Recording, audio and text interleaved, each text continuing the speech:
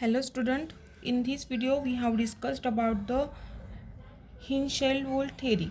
Okay, in previous videos we are discussed about the Lindemann theory. So now this is the last topic of this unit, chemical kinetics of A part. Okay, that is Hinshelwood theory. The first difficulty with the Lynchman treatment that the first order rates are maintained down to lower concentration than the theory appeared to permit. देखो, पहली जो difficulty आई थी Lindeman में, वो क्या था कि जिसमें फर्स्ट ऑर्डर रेट मेंटेन करना था. मतलब कैसे, देखो, the first difficulty with the Lindemann treatment that the first order rates are maintain down to lower concentration. जो फर्स्ट ऑर्डर रेट है वो हमें लोअर कॉन्सेंट्रेशन में क्या मेंटेन करना था than the theory appear to the permit. मतलब वो थियरी में, मतलब हमने देखा था लिंडमैन में.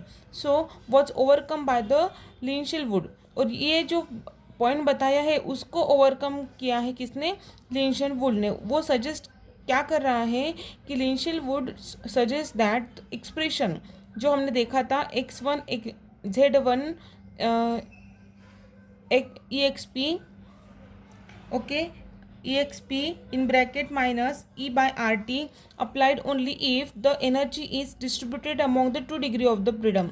ये जो एक्सप्रेशन है वो ओनली जहाँ पे 2 डिग्री ऑफ फ्रीडम रहता था वहाँ पे अप्लाइड होता था. However for the some unimolecular reaction the number of degree of freedom as is very large. But कुछ डिग्री ऑफ कुछ ऐसे ये थे, रिएक्शंस थे जहाँ पे जो डिग्री ऑफ फ्रीडम था as that is very large. Okay, the activation energy is distributed initially among this degree of freedom. This distribution can be affected in many ways. तो एक्टिवेशन एनर्जी जो थी वो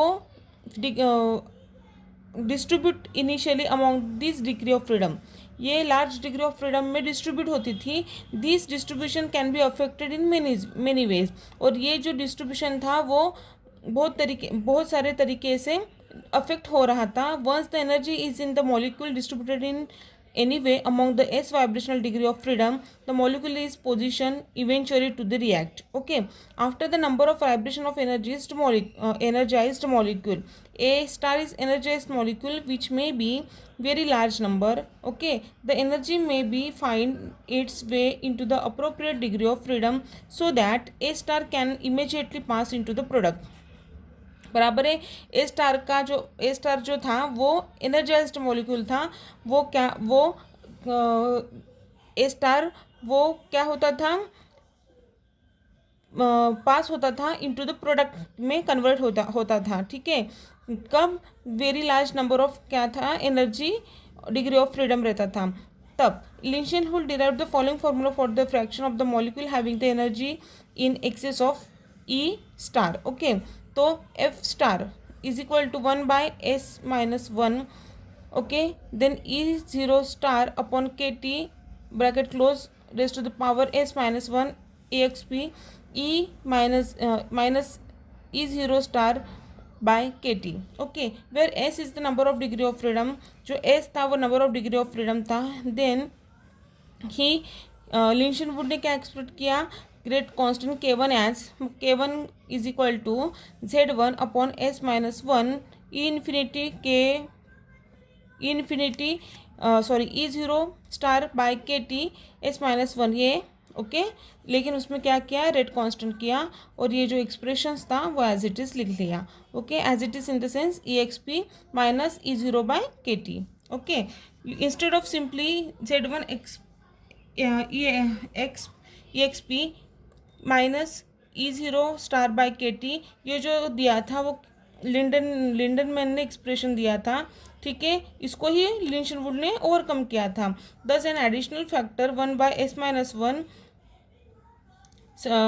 bye e zero star by के T s raised to the power s-1 has appeared and he s is sufficiently large that this may be greater than unity by many power of 10. That is equation 99. Okay, is given higher rates of activation and therefore much higher k by k-1 value. जो k by k-1 जो value थी वो much higher थी ठीक है, then those given by the simple collision theory, जो हमने simple collision theory में हमने देखा था, ठीक है। It can be shown that the experimental activation energy per molecule E A is related to E zero star as, उसको कैसे लिखेंगे, उसको E zero star is equal to E A plus S minus 3/2 kT. Thus EA is equal to 170 kilojoule mole minus and S is equal to 12. Then equation 99 gives the value of K by K1. Okay, that is greater by more than 10 to the power 6 than that given by the older theory. ये थोड़ा समझने के लिए difficult है, लेकिन इन्होंने collision theory में क्या लिया है, लेनमैन में क्या लिया है और लिंशन वुड ने क्या उसमें चेंजेस लाए हैं वो यहाँ पे बताया है। Vibrational of degree of freedom में और एनर्जी ऑफ एक्टिवेशन बढ़ाने के बाद मिलने के बाद जो एनर्जाइज्ड मॉलिक्यूल का डायरेक्ट कन्वर्शन प्रोडक्ट में कैसे होता है वो यहाँ पे दिया है। This is what about the Hinshelwood theory. Okay, this is sometimes asking in examination. Okay, thank you.